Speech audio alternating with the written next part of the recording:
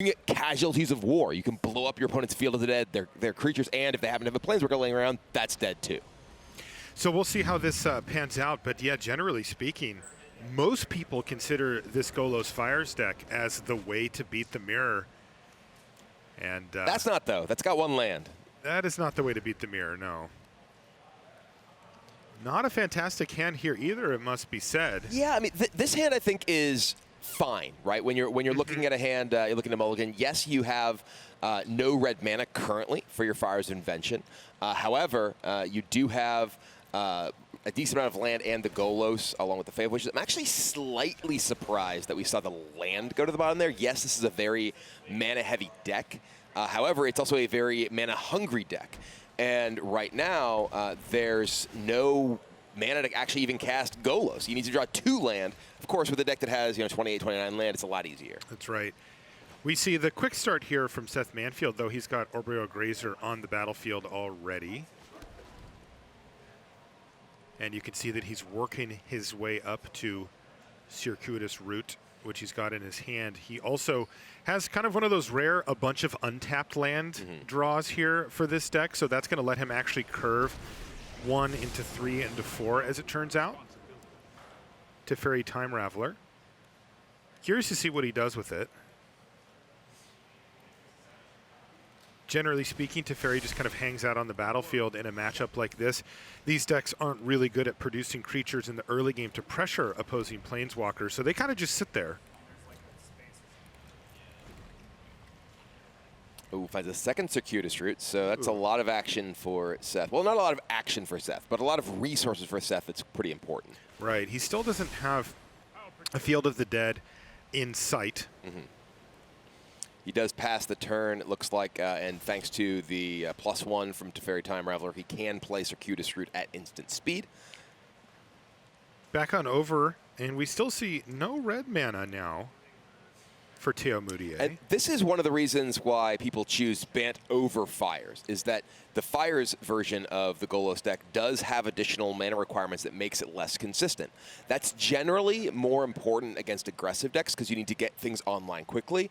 In a matchup like this, you can sit back, stall a little bit, not necessarily have your Fires, your power turns early because the games do go so long. But if you're up against something like Mardu Knights, against Gruul, against Simic Food, and you stall, you can just be dead.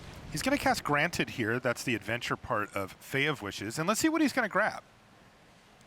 A lot of options you see from the sideboard here. There is the Unmoored Ego, which is something that definitely you need to be aware of. He's just going to go for casualties. So he's setting up for the Fires. I mean, basically, one of the things about Fires of Invention that isn't obvious when you first read it is that it is also mana fixing. And this deck actually leans on it very heavily to not just create an abundance of mana, but also the correct colors. I mean, if you look at the lands that Theo has in play, he has no black mana. Right. He couldn't have cast that Unmoored Ego. He certainly can't cast Casualties of War unless he finds that red mana in order to use Fires of Invention. He does have Golos, which can find colored mana if he needs it to play Fires, which then unlocks the rest of his hand. Never feels good to use Golos just for mana fixing, but you do what you got to do, and when you've got Fires of Invention in your hand, that unlocks a whole heck of a lot more. Golos being used for mana fixing, I think, you think about the card and the abilities on it. It's like that's kind of what it looks like you were supposed to do with it, right? It wasn't just supposed to get a land that kills your opponent. Exactly. Well, this is interesting because there's a Beanstalk Giant now for Moutier, which also can act as, just does act as mana fixing for him here. He is now facing down a 7/7 Beanstalk Giant on the other side, but I got to tell you, that Casualties of War looking pretty good if it comes online next turn. Blasting off on Seth's mana, his creature, and his planeswalker. And he does use Golos to just get the Temple of Epiphany, getting red mana, which next turn represents Fires of Invention into an additional spell. That spell, of course, possibly that Casualty of War they did find off of Fae of Wishes.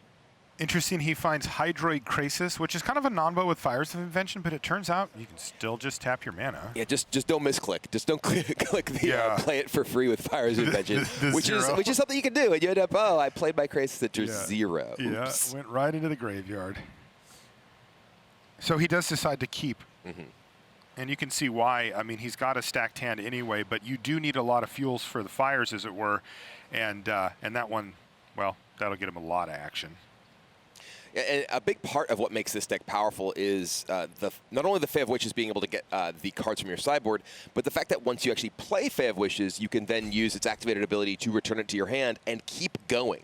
When you are in a position where neither player is particularly threatening the other with any fast offense, those games go long. You end up with weak cards in your hand, just extra lands, extra copies of Fire Invention. You discard those with your Fae of Wishes and just get those additional haymakers out of your sideboard. It looks like we're going to see Cast Off here, which is going to send Golos packing, but not the Beanstalk Giant. Non-giant creatures, crucially. Indeed. And now we're going to see a couple of lands hit the battlefield as well for Manfield. Now, he still has not been able to find a Field of the Dead, which is a little awkward at this point, but still attack for 9. It's a lot of damage. Yeah, I mean, 9 is a great deal of damage, and unfortunately for him, there is fires into Casualties of War, which will chop through some of his mana, as well as the Beanstalk Giant and Teferi. Does he cash in Teferi here? That's what I'm wondering, if he chooses to use the minus on the Teferi, since it will clearly die to Casualties of War that he knows is in the hand. Yeah, it's interesting because Seth does not know about fires, but he has to assume, right? Yeah, he doesn't. You know, he didn't get Casualties of War. Just I hope I find double black. Yeah. Right? And yes, he is in fact going to return, in this case, the Grazer to his hand. And he didn't find a Field of the Dead, but he did find Castle Vantress, which is very powerful. And yeah, now Theo is recognizing, okay, well, without that in play, I don't really have a necessity of casting this Fires into Casualty of War yet. I can kind of wait. And you know, this with the Field of the Dead online for him means he can just have an endless stream of chump blockers for that Beanstalk Giant for now. Yeah, that is, of course, the issue in this matchup, is that the Beanstalk Giant rarely can actually connect with the opponent without the help of a cast-off. Right. But then when it does, it often ends the game. Here's an attack for 10. But again, these zombies are fully expendable if you're sitting in Teo's seat, so he's like, sure. Throw one of those under the bus. And this hand, it's kind of interesting. For Seth has been really just devoid of Field of the Dead, and it's changed everything. When we were looking at his opening hand, we said, well, Seth has a lot of action. Actually, wait, he has a lot of ramp. And this is, you know, his draw has continued to pan out in the way that he has a bunch of ramp and not much else. These Arboreal Grazers, great at getting you ahead in terms of your land count. Same thing with Circuitous Route.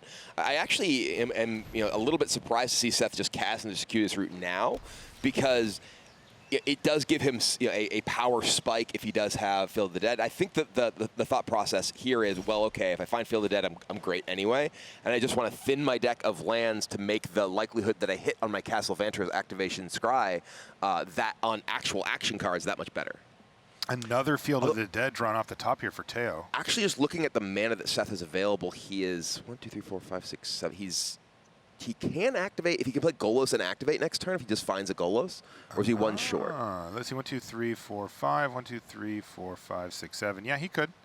I was just thinking of, okay, what are the reasons you may choose to hold Circuitous Route, which he had been for a while, right? Or do you want to play it? And I think that was specifically the breakpoint he was looking for, was if I scry into Golos, can I play Golos and immediately activate? So Field of the Dead here for Theo off the top gives him his second copy and will represent at least a couple of zombies. In the meantime, he's going to attack, but he is going to need to do something about the Giant, either by just making zombies or by killing it with casualties. I mean, there is the scary prospect of, you know, Seth just if he doesn't play a Giant of his own or kill this Giant, there is a scary prospect of Seth actually being able to just play another cast-off, though he may have 1 and 2 time wipes. So I'm actually not 100% certain on the list. Let's check it out real I've quick. got the list here in front of me. Because if there are only zombies in the way, that Beanstalk Giant could become 13 power and actually just kill him. Yeah, you were right. He has 1 Realm Cloak Giant in the middle. Okay, so that is not a threat of possible lethal coming in through those through the Fae and the zombie for Seth next turn. Does go looking with the castle. So Theo chose to not play the other copy of Field of the Dead. Interesting. Just get the 1 zombie off of his other land. I wonder what the thought process there is. Not sure. He's got to be careful here, though. Here's Once Upon a Time as the draw step, which does kind of screw up that sequence that you talked about, Brian, but still, he's happy to see it because this is one of the ways that he can dig pretty deep into his library to try to find some action. And I think that knowing the casualties of war is there. Ooh, that's a good draw. That's the one. That is a good hit off Once Upon a Time. Once Upon a Time, there was a crisis, and it was big. Yeah, he can go for, what, 8 It's here? 8, yeah. He get to get a 4-card draw. So, nice find there for Seth Manfield, and finally he can start to fuel there's up. Field. And there we go. So now he is very much in action. He even found another circuitous route so he can make a bunch of zombies next turn, and he is still going to apply pressure with the Beanstalk Giant, of course.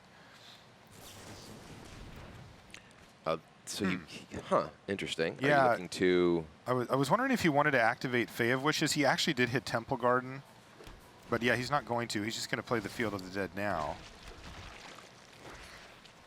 All right. Just throw a little chump block in there. Fabled Passage, of course, quite powerful. And now specifically, Theo has held on to this Casualties of War. He can use Fires into Casualties of War if he wants here to kill the Krasis and the Field of the Dead, which is now in play.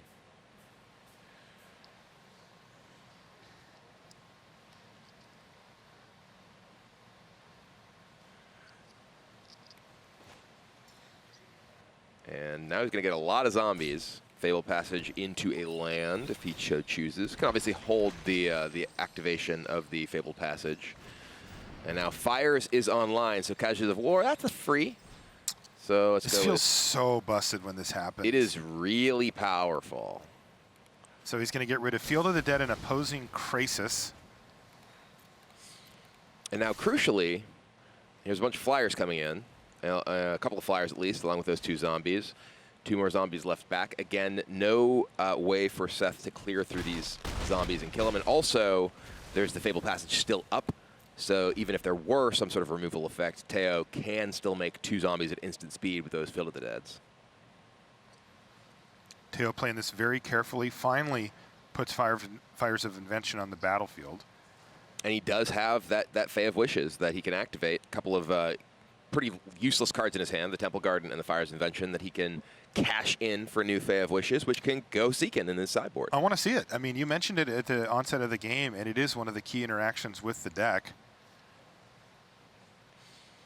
I mean, one of the big things in any of these sort of matchups where you're playing, control and control, ramp on ramp, you end up with some dead cards, right? You end up with stuff like the Arboreal Grazers that Seth has in his hand he'd love to find a use for. Well, if you could turn those into Unmoored Ego for your opponent's remaining Field of the Deads, that's a huge deal. Right. And I would not be shocked to see something along those lines next turn here from Theo, depending on how this Once turn upon a goes. time for Seth.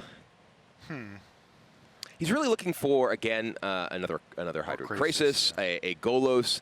Even if he found a Field of the Dead here, that's a land he can get that does something at least, but that's probably even too low impact at this point. He's down to against 2 Field of the Deads. I think that he even needs, basically Golos activate in order to have a chance to get back into this game. I don't even know that he wants to play Golos here if he can't play it and activate it in the same turn, because he knows it can get killed by whatever comes off that Fae of Wishes.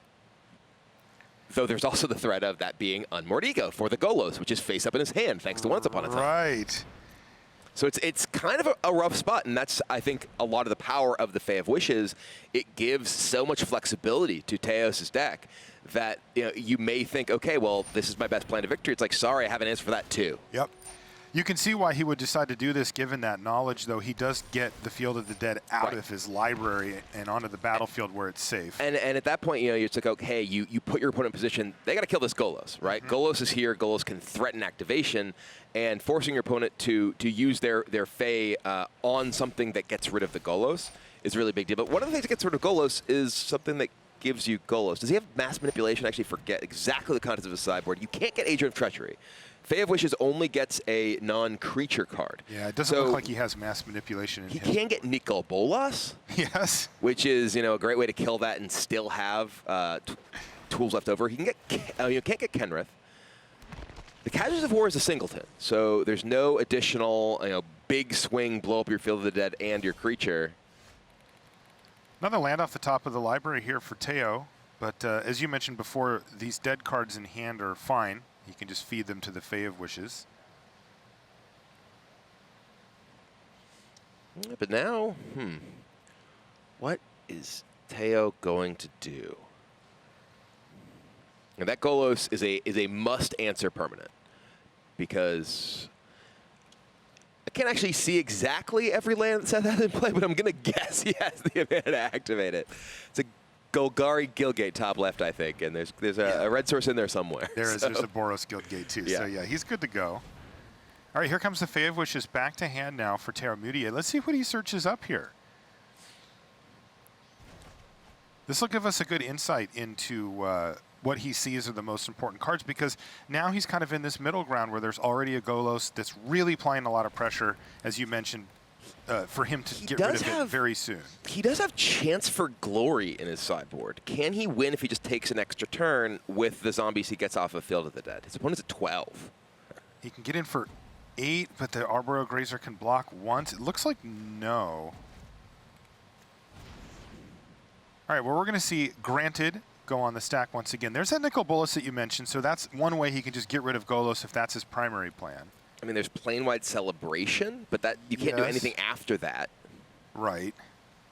Oh, he did get Chance for Glory. Okay, yeah, I was trying to do the math here and figure out, okay, well, what actually lets him possibly win here? Is that, did he do the math and figure out, okay, I can actually win the game on the spot? He might be able to. Gosh, just at first glance, it seemed like no, but maybe I'm wrong. Well, the Krasis does trample, so it gets 1 damage over the Grazer. Right. You can trade off 3. You can kill 3 of these. So you end up getting through for 3 damage here. You take down to 9. Then next turn, they lose 2 zombies. Right.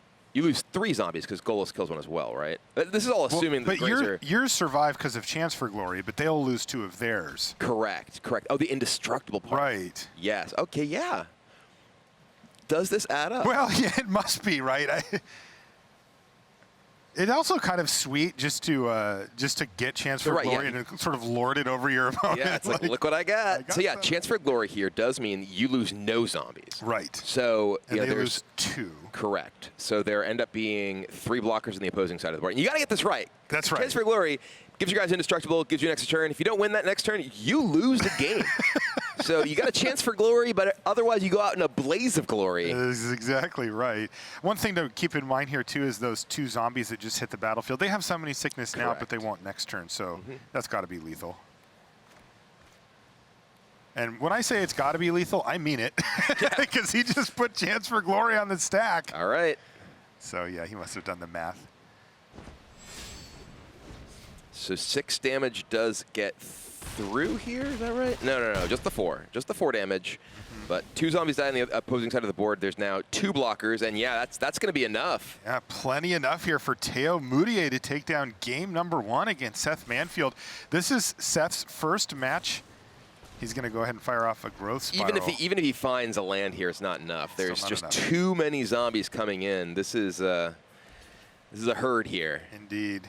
Plenty enough, too. And look at the extra damage he gets here. And Seth Manfield has to wipe off his face early in the morning and say, okay, I'm ready to fight. Because remember, Seth actually didn't have to play day 1 thanks to his MPL Weekly performance earlier this I think it's also important to note Seth attacked that last turn, right, with the Beanstalk. He did. So I don't know if the math changes if he doesn't attack there. I think that he's still dead. But you've got to be sort of looking back. It's like, okay, because that Fae of Wishes was face up on the table. Yes. You know that he has access to those cards in his sideboard, and if you make a misstep that leads you to losing to one of those, that hurts. I don't think that was the case. I don't think that there was really a way for Seth to play around it. I think he just kind of had to hope. Felt like Theo was ahead for effectively the duration of that game. It took a while to come to an end, but ultimately I never felt like Seth was pulling ahead at any point. Right. And that's, I think, a big part of this is that the Fires deck has these things like Casualties of War and Chance for Glory that can give you this huge swing in a matchup that is often about incremental advantage if one player doesn't have an insurmountable lead early on. And the Fires deck is one that can answer those leads, while Seth's deck cannot. All right, game number 2 incoming here. If you're just joining us, welcome. This is our first match of the day here on day 2. And we've got Seth Manfield down a game. I'm just trying to recreate that last turn in my head. I believe that if he had not attacked the Beanstalk Giant and he had drawn a land off of Growth Spiral, he does not die to Chance for Glory. Oh my goodness. And so if he that's actually, the case, then Chance for Glory just doesn't happen, right? I think that's the case, yes. I think that there's the risk you probably don't go for at that point. You know, it would be glorious, but it could also be disastrous. Turns out they give you a chance for a lot more than glory when you put that card on the stack. All right, Seth's going to kick things off, though, with tap land passes the turn back now. Although he did block the Beanstalk, so actually I don't know that changes at all. Anyway, we're in game 2. When you're trying to recreate these situations, like what happens if this happens? It's like, oh, I don't know. You need more time than 15 seconds to analyze that entire turn. That's true, especially when you have to consider your opponent's entire sideboard. Right. I mean, and that's one of the things. You know, these players, they know their opponent's deck list, but knowing your opponent's deck list doesn't mean that you can necessarily process the implications of every card in that sideboard at all times. Right. And of course, that is an advantage for Theo because he will have played, you know, hundreds perhaps of matches with this deck by this point, and he knows the stuff to look for inside and out. Seth's also played quite a bit of this deck himself. He not only, he didn't play yesterday, right? But he did play in a tournament the day before this tournament started, and has I think a 12-0 undefeated record in the E-League event going on right now. Yeah, I covered the first week of that, and I was here for the second week. He 6-0'd. The prior record was 4 match wins in a row. He has 12. So now he has 12. Seth Manfield, everybody. He's pretty good. Guy can play a little. Interesting. Fae of Wishes just hitting the battlefield here on turn 2. All right, that is a tempo play right there. I'm curious if this is a preemptive response to the threat of a Teferi. He doesn't want Teferi to just be able to come down and start ticking up. Oh, that makes sense. Because otherwise it kind of doesn't, right? Like Fae of Wishes is not how you're going to win this game. He does have a second Fae in hand. So the second Fae in hand does represent additional access to the Wish effect. But there is certainly the concern of, well, you don't want to necessarily have to discard 2 cards to get the second iteration of that Wish. By the way, next draw step's going to have a little bit of sweat attached to it here for Theo Moutier. An untapped land unlocks the world for him. No land at all is really bad. And if he finds a tap land, he'll probably live with it. Yeah. In the meantime, over on Seth Manfield's side, well, he can kind of do what he wants here. He has Circuitous Route available, and he's just going to fire it off.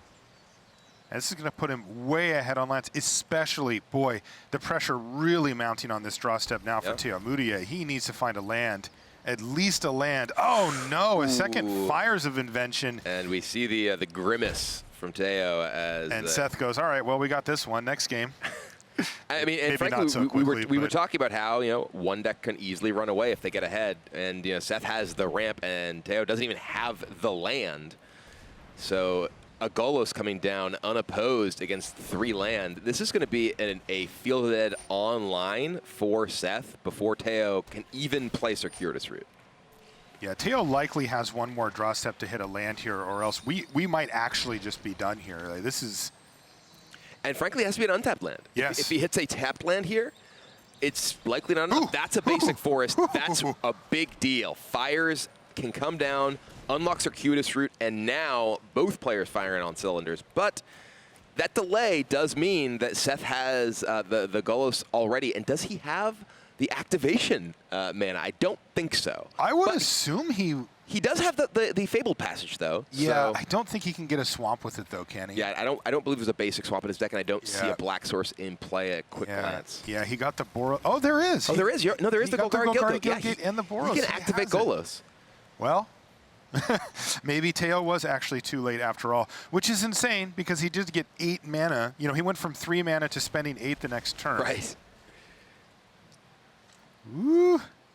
Here's Fabled Passage going to produce more zombies. So now the question is, can Seth Manfield capitalize on this lead that he's gained? And so far, it looks like, Aether Gust. Interesting. That is a way for him to get fires off the board. You can hit, it's a green or red permanent, right? Or it can actually, It is. You can stop a fire from coming down, more importantly, with that, because it's a spell or permanent.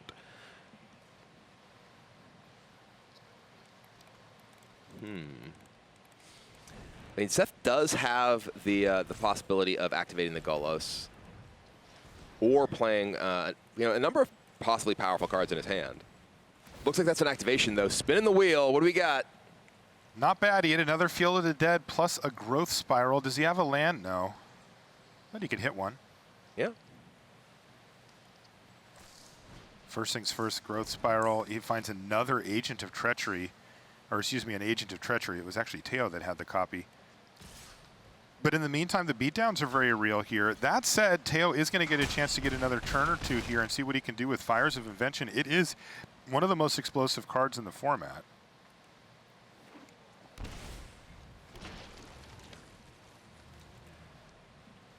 Specifically, did he just choose not to play Field of the Dead there? Correct, because he wants to hold up Aether Gust. Aether Gust allows him to answer a Casualties of War off Fae of Wishes from the Fires of Invention this turn. That is crazy, because if you're sitting in Theo's seat... he's just upkeeping the Aether Gust. Okay. All right. Interesting.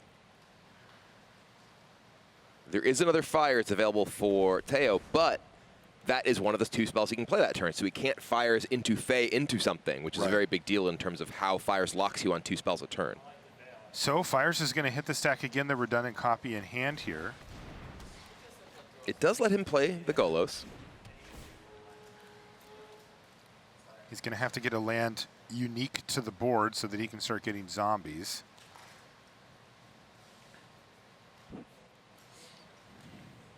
Also, another card looming in hand here for Manfield, Brian, is Kenrith, the Return King.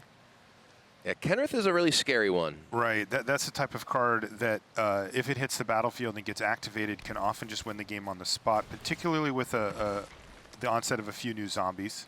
Yeah, often in these Golos matchups, you want to get a second Field of the Dead with your Golos, but I think Theo recognizes that he doesn't have that luxury. He needs to get the 7th unique land right now, because Field of the Dead would only be B6. Ashiok Dreamrender off the top of the battlefield for Manfield, one of the key sideboard cards for this matchup. Though, at this point, Ashiok's time has passed to be the super high impact card. Still fine. It doesn't prevent you from pushing your sideboard, though. No. Just your deck. just your library, yeah. A turn 3 Ashiok is a problem. Oh, yeah. Ashiok locking out Circuitous Route in particular. It's obviously powerful against Golos, but so much of this deck relies on the mana ramp coming from Circuitous Route that Ashiok just locking that out can keep your Golos from being strong enough, even if you do remove the Ashiok and get it down. And then it has some annoying stuff, too. It also shuts off Beanstalk Giant, although not here. That's actually a little... Those are the rest of Seth's Field of the Dead. They are, yeah. He hit one last turn, didn't play it. These are the other 2. And he does not have the ability to play both of these this turn. No. Well, you feel like he can still get the job done with 2 of them, right? Yeah. I don't think you need 4 usually. Usually 1 can just be enough. 2 is just kind of gravy. Still, you know, there is a scenario where Field of the Dead gets stolen. Right. You see Agent of Treachery in both players' hand. And along with Fae of Wishes. You know, this is the Fires deck that is much more capable of being able to get rid of Field of the Deads. And now Casualties of War can take out the Golos, can take out one of the Field of the Deads. This is big stuff here from Theo. Oh, yeah, can kill one of those because it kills Golos as an artifact, right? Oh, he's killing his... Oh, I love it. He's going to get rid of his own fires so he can now also play Agent of Treachery and steal the other field. That is so clever. Theo Moutier with the big swing back in his direction. He's down to 8, but he leaves Seth with no Field of the Dead and just the 4 zombies. I love that play of playing his own Fires of Invention to unlock another play this turn, because Theo recognizes the tempo of this game is crucial right now, right? That Seth, was able to get pressure on. He's down to just 8 life, so he needs to stop that Field of the Dead right now. Seth has no more copies of Field of the Dead. They are all gone. The field is dead. 2 exiled, and you see one over on Theo's side. Oh, my goodness. Now, he can steal one back. He can. He does have his own Agent of Treachery. Fairy Time Raveler plus Agent of Treachery is a combo that you'll see often in a matchup like this as well. But it looks like Seth feels the pressure here from Golos and returns it to hand. Doesn't want Theo to start activating it, I suppose.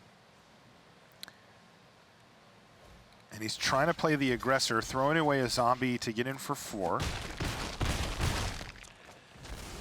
Yeah, I mean, this damage all really adds up, and this is a big part of why the play from Theo last turn of killing his own fires was so important, unlocking not only the ability to take that field that had stopped Seth from making zombies, but he just needed that blocker. 2-3. Right? He's at 4. The 2-3 is a really big deal. Here's and now, Golos. This is just solemn simulacrum. This is no longer tireless pilgrim. He is not nearly as powerful when he can just go get a guild gate. Yeah, they called him Sad Robot when he was solemn simulacrum. Now it's just Sad Golos. Temple of Malady.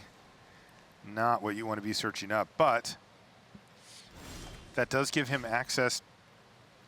Next turn, he can start firing off Golos activations if Golos sticks around. It's crucial to note that Seth's hand does include 2 copies of Deputy of Detention, too. So this seemingly relatively anemic beatdown he has available on the board can just end up finishing the game thanks to one of those Deputy of Detention. Golos getting another field here, sure, that's a ton of zombies, but those zombies are not necessarily going to have an opportunity to actually defend Theo here. I wonder if he needed to pay respect to Deputy of Detention and get a copy of Fabled Passage there. Interesting. Also, the Fae of Wishes attacking could totally matter here as well, as he can take out all the zombies plus one of the remaining blockers. I think this might just be lethal for Seth here with these 2 deputies now, because he uses the deputy because of the fact that he got the field of it. If he got a Fabled Passage to defend himself against Deputy, I think he might be okay. Here it goes, Deputy of Detention number 1 for Seth Manfield. This is going to wipe out all the zombies. Never mind, it would come up goals to be tapped. But yeah, this is going to kill the zombies here, and then it looks like the second deputy here. Yeah, he can clear the way. Take out an Agent of Treachery attack with everything. At least 2 2/2s are going to connect. Oh, he just has Kenrith with the haste ability too. It doesn't even need the deputy to risk anything here. Boom, we're getting in there. And yeah, despite the very clever use of the casualties of war right here, Seth is able to find a road to victory. The early stumble from Theo was a really big deal. It really was. It just meant that Seth got in that damage. Usually this is not a race matchup. Usually this is kill you in huge swings, or we're both battling back and forth with resources. Here, just the 12 damage that Seth dealt early in the game ended up being effectively lethal for Theo later on. Of course, this is one of the things that you'll see from top tier players like Seth Manfield, is his ability to change gears on the fly there. I mean, he recognized pretty early, I'm the beatdown. Yeah, absolutely. Even though that's just not normally the role that you'd take, as you said. Good fight there from Theo. He really did make it interesting down the stretch, but ultimately the lead that Seth Manfield had in the early game held up, and he evens things up at 1 game apiece. That's going to force this Game 3 decider. That's a good one. Does not have a copy of Growth Spiral, does not have a copy of Fires of Invention, but Circuitous Root, Fae of Wishes, Golos, and the mana to play them are all things you're pretty happy to see. Yeah, this is an interesting one from Theo as well, because what comes off the top of his library here could drastically change. This hand has a lot of room for improvement with some early stuff. Oh, for sure. Yet it's okay on its own. Okay, there's the fires. All right. Seth's hand's really strong too, though. He has Growth Spiral and Circuitous Root, sort of the 1-2 punch of ramp this deck is capable of. Or in good ramp fashion, the 2-4 punch. Yeah. Land, though, for Theo before passing the turn back. But, yeah, this is big problem here for Theo Moutier, because Seth is going to have no chill. The Aether Gust 2. Yeah, he could just pass here, yeah. Another land off the top of the library. Here's a Fabled Passage now for Moutier. But, again, he'll have no play this turn and just simply pass the turn. So Seth says, all right, I can Growth Spiral then. Now, I did get a little awkward. Ooh, that wasn't bad at all, though. I was going to say, because he actually ended up with 2 tap lands after playing the untapped, the only untapped land in his hand prior. But finding a Hollowed Fountain does give him access to turn 4 Circuitous Root if he'd like it. Now, I don't know how much he's going to favor keeping up Aether Gust on a critical turn 4. Aether Gust is a little bit awkward in the sense that holding it up just means, unless you're doing, Ashiok, unless you're doing something super powerful to follow it up, your opponent can just get the opportunity to play it again next turn, right?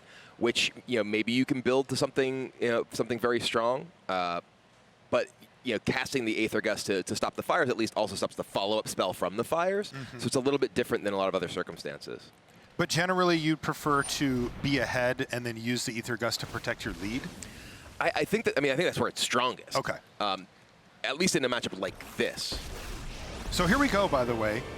Ashiok, Dream Render. Theo definitely uses Fabled Passage first, as Ashiok does turn off that ability as well. But as you can see, the Circuitous Route in hand here. Yeah, that's just nothing. We were just talking during the last game. Seth found that Ashiok fairly late. Now that Ashiok is right on time, coming down just before Theo is going to want to play that Circuitous Route. He does have Fire's Invention, but that means he has Fire's Invention and only follows it up with Fae of Wishes. Right. And that ramp being shut down from Circuitous Route shuts down the sort of thing he can Fae of Wishes for. He can't just go ahead and get the Casualties of War, which he would love to be able to find to kill a land and that Ashiok. Instead, he's going to have to wait an additional turn. There's even the question of, do I play the Fae of Wishes now? Because I don't necessarily know what I want. If my opponent hits my Fire's Invention with Aether Gust, as he saw last game, it could put him in a slightly awkward position. Yeah, looks like he's going to go for it. You only get 2 spells a turn. You better use them. There is the Nicol Bolas is a way that he can take out the Ashiok. He can certainly not cast it if the Fire Sleeves play. Yeah, it is kind of funny. I wonder if he, can he at all if the Fires is gone? I don't think his deck is, I don't even know that this deck is capable of triple black. I don't think it is. Certainly can't on this. I would be surprised. Yeah, he has a swamp right now. I would guess that you build your deck such that you can play the Nicol Bolas with as long as you find all the perfect land, but you're going to be hard pressed to find all the perfect land when you can't play your Circuitous Route and search your library. Back over to Seth Manfield. Now he knows about Nicol Bolas Dragon God. He knows, of course, about the Fires of Invention, so he's going to have to make his plans accordingly. I think we might see something similar to what Seth did last game, which was using the Aether Gust to bounce the fires after the draw step. No, he's going to go for it right now. This still allows Theo to play Nicol Bolas next turn, though, right? Wait, he just put it on the bottom. Oh. What? Oh, it's got the Ashiok everywhere. Never mind. Oh, he tried to get him. Never mind. He tried to get him. Yeah. So that's actually a really cool play from Seth, right? Because Ashiok's activated ability mills your opponent for 4 and then exiles the graveyard. But it's kind of interesting because if he put it on top, he would lose it. If he puts it on the bottom, well, it's gone either way. It does so mean it that turns Aether Gust into a nice little combo. Right. No matter what, he doesn't get it next turn. It's just 5-3 Golos, or 3-5 Golos. Go.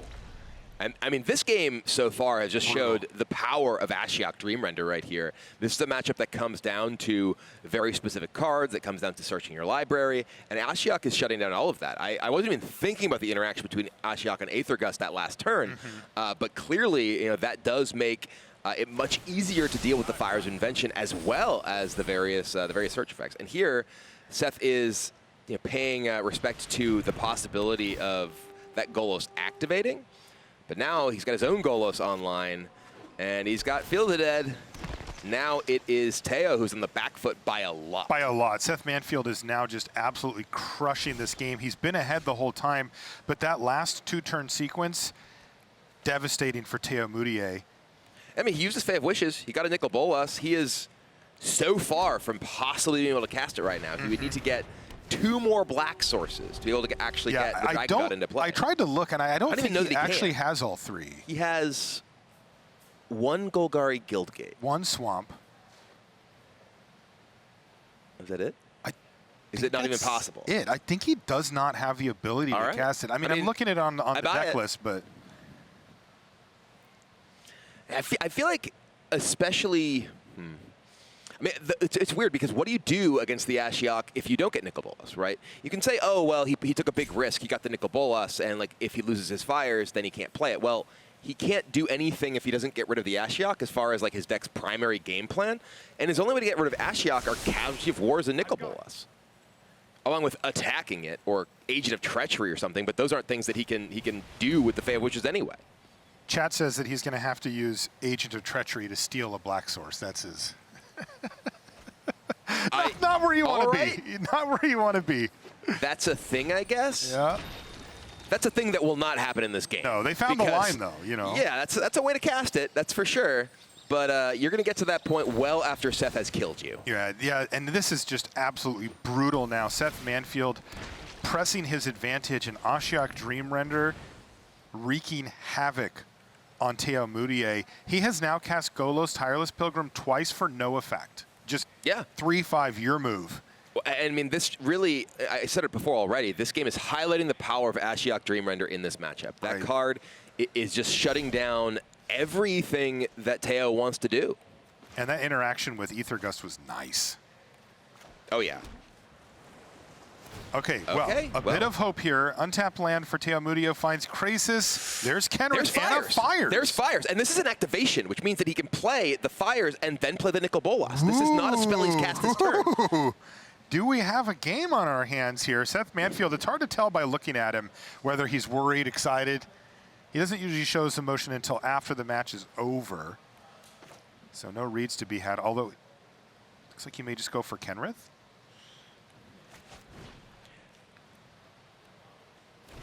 Let's see what the plan is here. He can play the fires, but of course he won't be able to do anything with it. So I think the decision here is, well, I can only cast these this turn. So I'm going to play the Kenrith, then I'm going to play the fires. There's no the casting the Nicol Bolas this turn. Yes, you could answer the Ashiok, but that's it, right? You're not actually doing much else. You'd probably rather end up playing the Nicol Bolas a turn later when you have already played this Kenrith. But now, ooh, that Field of the Dead into Circuitous Route. We're still under a lot of pressure here on Theo's side. But that was a huge hit from that Golos here. And that's what Theo's been doing each turn, just playing his Golos, hoping that eventually it stays in play. He gets an opportunity to spin the wheel, and the wheel hits big.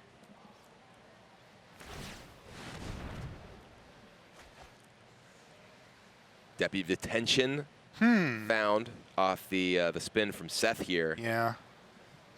Mystical Dispute, not so much. So does he have, can he kill him with Kenrith here? No, he doesn't have the mana left over after this. He doesn't. He can bounce the Kenrith, Deputy the Golos.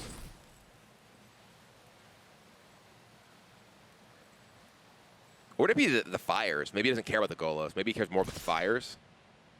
That does seem to be the case. He's going to combat here. He'll get in for 10. No, make it 11. Because hitting the fires shuts down the Nicol Bolas he knows is in the hand.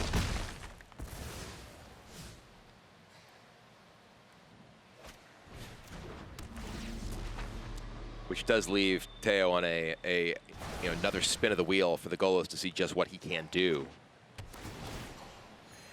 But crucially, yeah, again, this pressure, this disruption that Seth's had this game from the Ashiok. Last game was sort of the mana stumbles from Theo that left him behind the ball and Seth able to pressure him like this. This game, it was the Ashiok that's doing that. And now it's going to be need to be another spin of the wheel from the Golos in order to find something to... I mean, stage one, he needs to see some type of sweeper. Right. I'm not sure how many he left in post-board, but he's just facing lethal all types of ways on the battlefield. So he's got to deal with that first things first. Card like Nicol Bolas Dragon God not going to get the job done there. Now, in the War of the Spark, was Ashiok on the Gatewatch's side, or were they on Nicol Bolas' side? Because Ashiok right now is keeping the Dragon God at bay. I have no idea. Neither do I. It wasn't in the trailer, so I don't know. Right, I did see that numerous times. All right, there's Golos Tireless Pilgrim activated, and there's nothing there. Seth Manfield, welcome to the tournament, my friend. He ended up getting into day two. And see, now you see the smile on his face, because that was a close match for him. But he was able to generate advantages in both games 2 and 3 and lean on that.